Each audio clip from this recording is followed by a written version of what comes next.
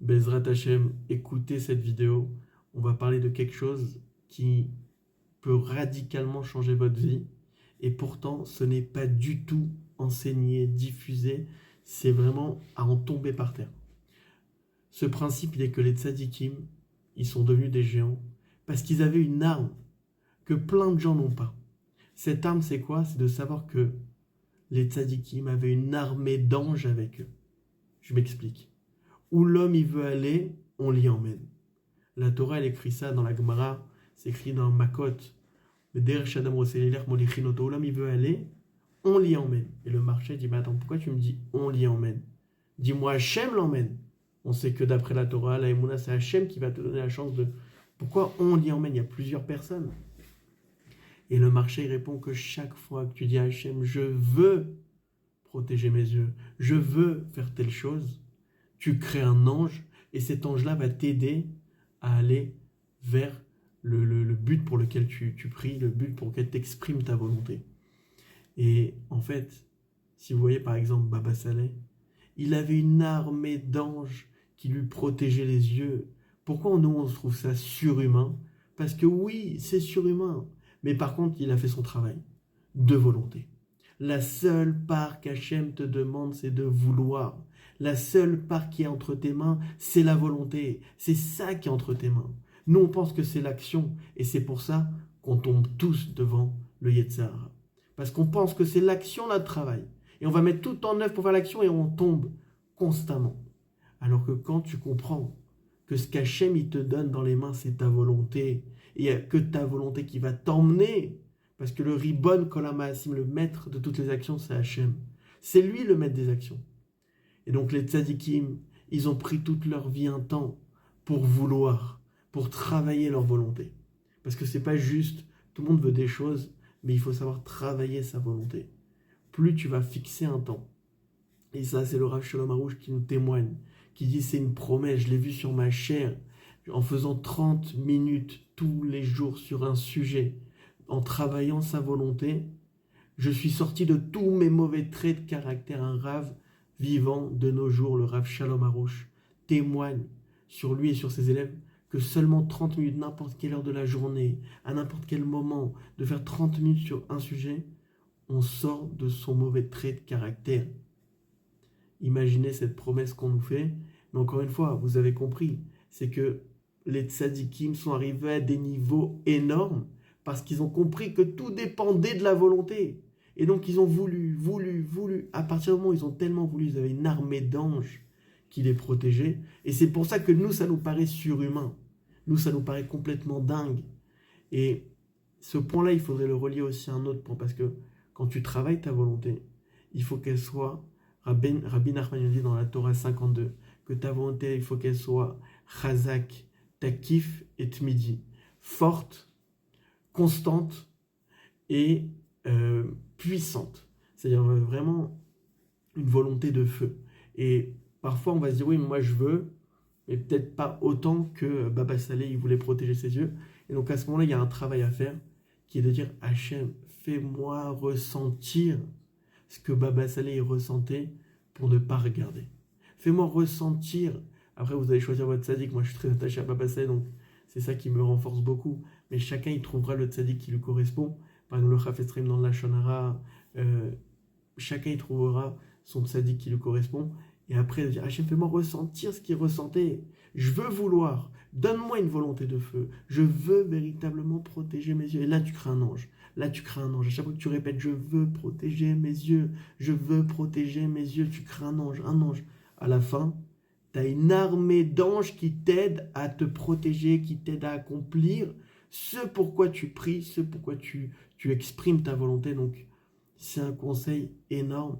Et c'est ça qui fait la différence. Je vous assure, quand on essaye de le faire, comme le Rav Aroush nous demande 30 minutes sur un sujet et t'exprimes des volontés, tu vois que c'est pas pareil.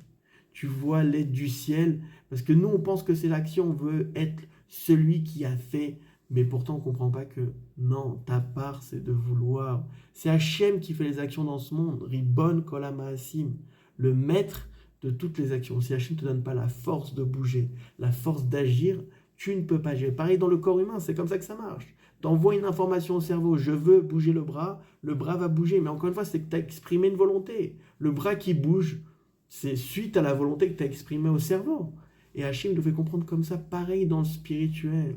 Pareil. Et un autre point important, c'est que Moshe Rabbeinu, il était très dans la midat hadin. Au début, c'est-à-dire très dans la rigueur. On voit l'Égyptien frapper un juif, tout de suite, un Shem Hachem, l'Égyptien est tombé par terre tout de suite. Donc il était très en mode rigueur.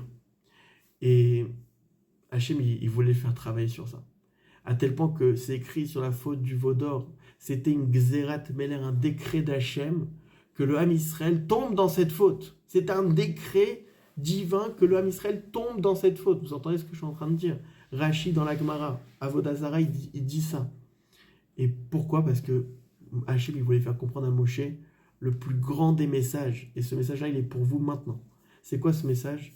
C'est que maintenant, Hachem voit la faute du veau d'or, il dit à Moshe, on détruit tout le monde. Ça y est, je veux plus ce peuple. Je recommence tout à partir de toi, Moshe. On recommence tout à partir de toi. Tu vas avoir des enfants, on crée un peuple. Tout à partir de toi, je élimine tous les juifs, tout le Ham Israël. Et là, Moshe Rabbeinu, il a dit non. Si tu fais ça, tu peux me effacer mon nom de ta Torah, tu peux me tuer moi-même. Tu ne les tues pas. Et tu sais quoi, de cette faute-là, tu vas leur donner le Beth Amikdash. Parce que c'est quoi maintenant? Moshe, il a dit, mais c'est toi qui leur as donné de l'or. Donc maintenant, tu te plains qu'ils ont fait le veau d'or. Donc c'est toi maintenant qui es responsable, et c'est toi qui vas leur faire un cadeau, Beth Amikdash. Maintenant, on va pouvoir emmener des corbanotes, se faire pardonner de nos fautes. Imaginez la force de Moshe. Et Hachem, il a aimé ça, parce que Moshe, il a compris que Hachem, c'est la miséricorde. Pareil, quand il jette la Torah, c'est pas parce que maintenant il est énervé, c'est parce qu'il dit, si cette Torah maintenant, elle dit que tous mes frères, ils doivent mourir, parce que la peine de la Avodah Zarah, c'est la mort, bah alors, j'en veux pas de cette Torah, il a jeté. Si cette Torah, elle va tuer tous mes frères et sœurs, je la jette. Pourquoi Moshe, il arrive à un niveau de compréhension de la miséricorde d'Hachem? C'est quoi le Hémet? La vérité d'Hachem, c'est la miséricorde.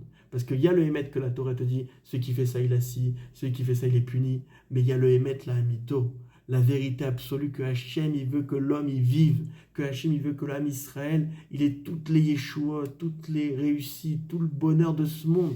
Ça, c'est la vraie vérité. C'est la miséricorde d'Hachem. Et donc, quand tu pries Hachem, mais c'est ta miséricorde maintenant, que j'arrive au niveau de Baba Saleh, que j'arrive à protéger mes yeux. Parce qu'il faut être clair, toutes les souffrances qu'on a, c'est à cause de nos fautes. Normalement, si quelqu'un il ne faute pas, il n'a qu'une vie de bonheur. Toutes les souffrances qu'on a, il n'y a pas de souffrance sans faute. Et comme maintenant, tu comprends ça, alors tu pries de toutes tes forces et t'exprimes des volontés pour Hachem. Aide-moi à protéger mes yeux. Je ne veux pas que le Ham Israël se trouve dans des situations pareilles. Je ne veux pas qu'à cause de mes fautes, il y ait des otages. Je ne veux pas, je veux protéger mes yeux. Je veux protéger ma Emouna. Je veux croire en toi. Crée un ange, un ange, un ange. Tout en ayant cette conscience de miséricorde. C'est pour ça que je vous ai dit ça, que la différence entre nous et les tzadikim, c'est que Hachem, ils ont cru en Hachem qui pouvait faire d'eux, aussi petits qu'ils étaient, des géants. Des géants, et c'est ça croire en la miséricorde d'Hachem. Croire que Hachem, oui, il peut me donner le shlom bayit, malgré que c'est que des cris depuis des années, malgré que c'est que des disputes, malgré qu'il n'y a rien entre nous. Hachem, moi je veux le shlom bayit, je veux la paix, je veux sauver ma femme, je veux sauver mes enfants. Quelqu'un qui fait ce travail-là et qui comprend que c'est fixé maintenant. C'est un conseil que je vous dis, personne ne va vous le dire, mais ça change la vie. Le Rav Arush, je te dis, c'est comme ça qu'il est sorti de tous ses mauvais traits de caractère, qu'il a dit, je vois une femme, je vois un mur.